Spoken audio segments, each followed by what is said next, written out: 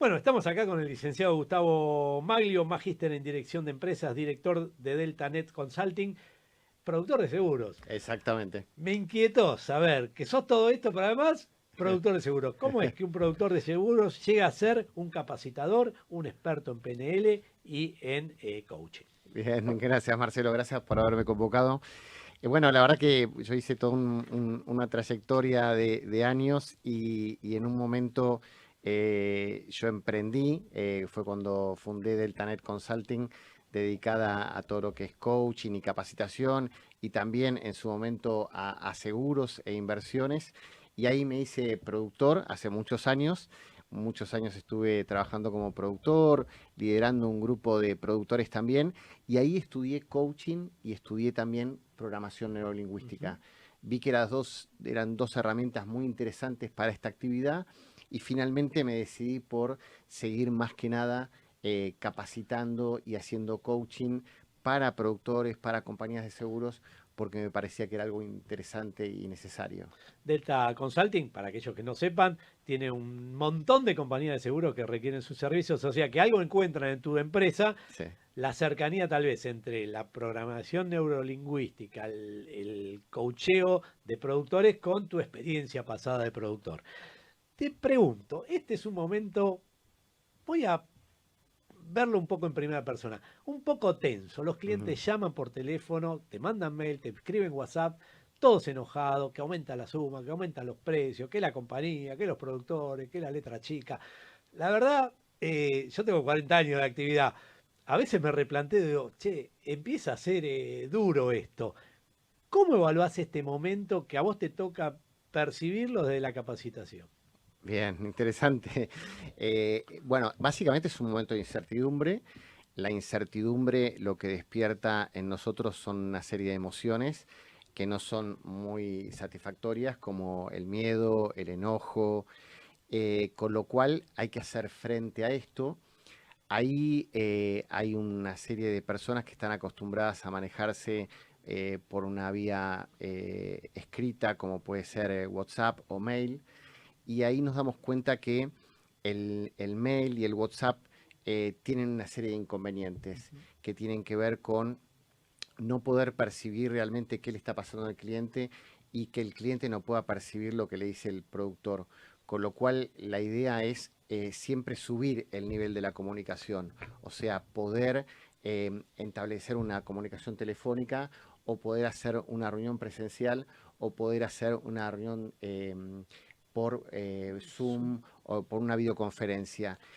Eso es interesante también para poder hacer eso, poder detectar cómo es mi cliente. Ujú. Esto es interesante lo que mencionás porque parecería que no todo debe, una conversación que empieza de WhatsApp, si yo veo que no prospera, si veo que no me puedo entender, yo solo tendría que saber para dónde migrar esa conversación y cómo es la escalerita para llegar finalmente a la conversación que nos permita entendernos o no, pero por lo menos en el ámbito más adecuado. Exactamente, Ujú. exactamente. Tenemos que saber que siempre hay que subir el nivel de la comunicación y por otro lado, cada productor debería tener en algún lugar agendado cómo es mi cliente. ¿Es más visual? ¿Es más auditivo o es más kinestésico? Explícamelo claramente en la práctica cómo es un cliente visual, uno kinestésico y uno auditivo. Bien, básicamente la programación neurolingüística define que las personas tenemos un sistema representacional preferido, que puede ser visual, auditivo o kinestésico. El visual es el que prefiere ver las cosas para poder entenderlas. Ujú. El auditivo prefiere escucharlas para poder entenderlas y el kinestésico prefiere experimentarlas, prefiere estar en contacto con las cosas para poder entenderlas. Ujú. El tema es que para poder darme cuenta cómo es mi cliente, yo voy a fijarme en una serie de indicadores.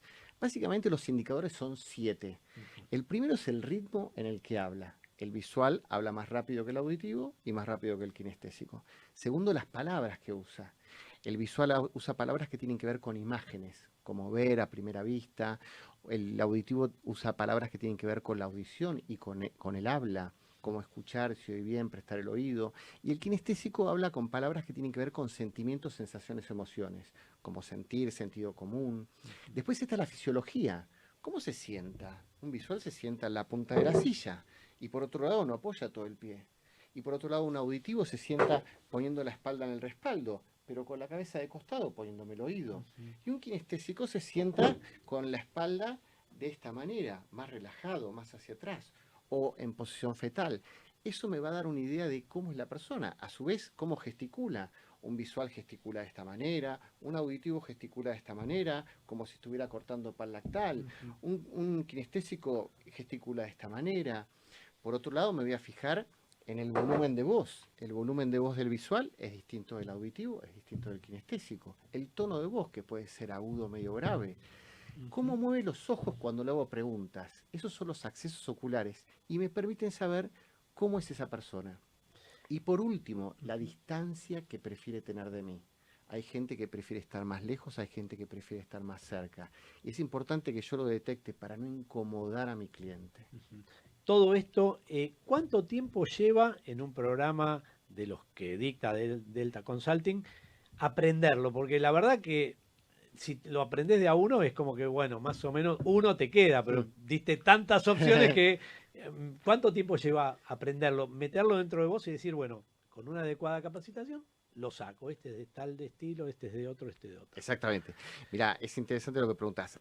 Nosotros tenemos 3 niveles para poder manejarse con todas estas cosas. En el primer nivel lo que vemos es exactamente esto. ¿Cómo hago para detectarlo y cómo hago para establecer rapport con la persona?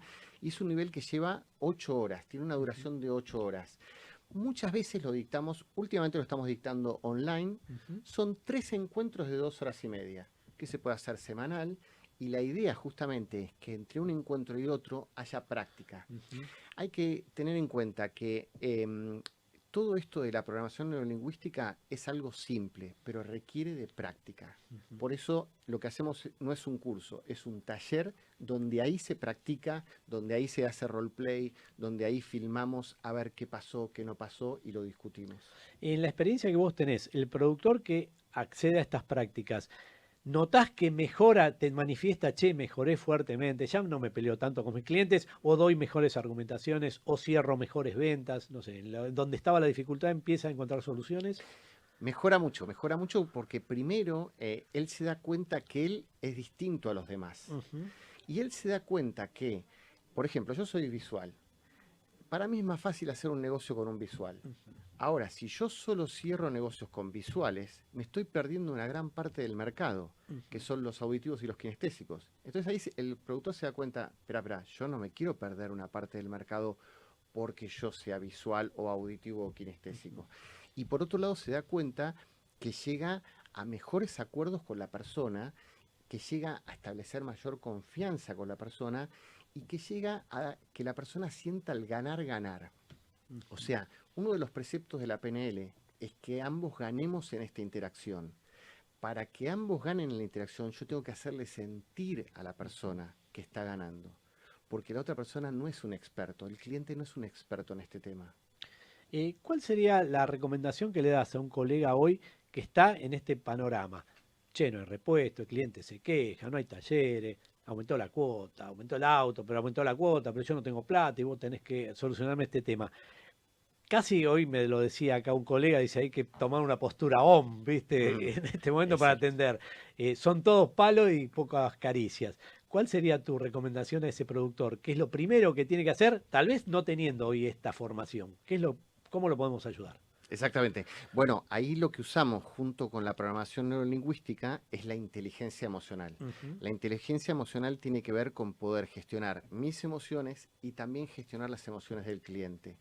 Y ahí básicamente la idea es que yo siga una serie de pasos para manejar mis emociones. Incluso cuando la gente viene al curso le damos una aplicación para que tengan su celular para manejar sus emociones y a su vez manejar las emociones del cliente. Entonces, en un caso como vos planteás, que viene un cliente que está enojado, por ejemplo, lo primero que yo tengo que tener en claro es, tengo que establecer empatía, sintonía con esa persona y tengo que tratar de reconocer qué le está pasando.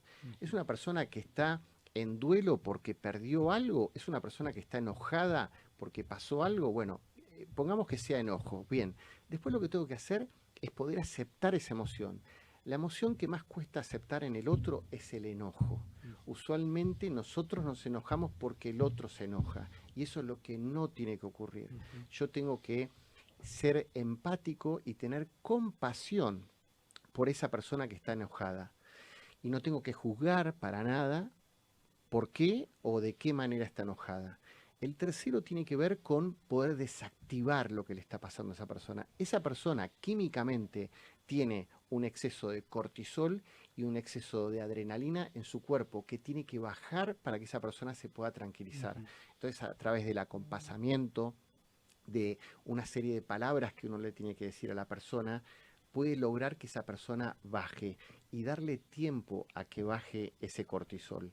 Por otro lado, cuando terminamos con eso, ahí yo puedo recién poder indagar qué es lo que pasó, qué es lo que te está pasando, qué es lo que quisieras que nosotros hagamos para vos. Y ahí fundamentalmente es la escucha. Y te diría que la escucha es un tema crítico y difícil, a pesar de que pensamos que es fácil. ¿Por qué? Porque yo te hablo de la escucha activa, y la escucha activa significa escuchar al 100%. Y la mayoría de las personas, cuando escuchamos, en realidad estamos pensando qué le voy a contestar. Y no estoy escuchando realmente lo que él me dice. Entonces, lo que nosotros siempre recomendamos en este tema de la escucha, aparte de que hacemos un test para saber cuáles de los temas están fallando en la escucha, es poder frenar el diálogo interno. Ahora yo me voy a dedicar a escucharte.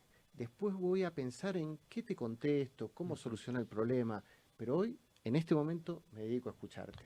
Bueno, Gustavo Maglio, el tema da para muchísimo más. Seguramente vamos a volver a conversar contigo. Agradecemos que hayas venido al programa, que darle al programa tal vez una voz diferente. Creo que nunca habías venido a Tiempo de Seguros. No. Y tampoco te he escuchado en algún otro programa, pero es bueno que esas notas o esas voces se escuchen, porque creo que hay avidez del otro lado por escucharlas. Gracias por haber participado. Muchas gracias, Marcelo. Vamos a la tanda y ya estamos casi terminando con Tiempo de Seguros.